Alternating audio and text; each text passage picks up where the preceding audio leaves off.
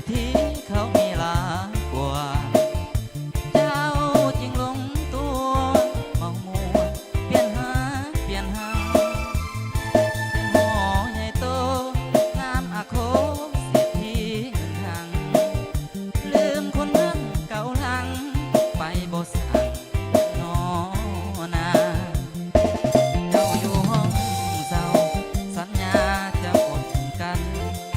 รวยจนนั้นบ่สำคัญมีอายเท่านั้นที่เดินร่วมทางบ่ทันเถิงปีน้องคนดีนี่นาลาเศร้ากลายเป็นห้องหางอ้างว้างเมื่อนางจากลานั่งเหงาเฝ้าห้องคอยท่าวันนอนหวนคืนพูดนั่งพูดยืนเป็นเหลือเกินบ่เห็นน้องมา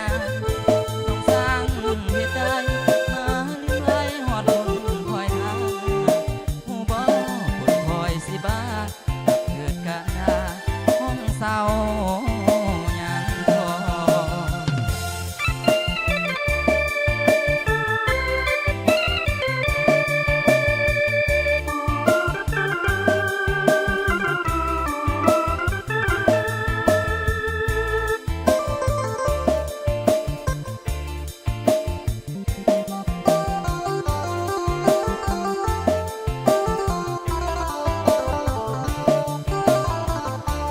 ตอนอยู่ห้องเศร้าให้สัญญา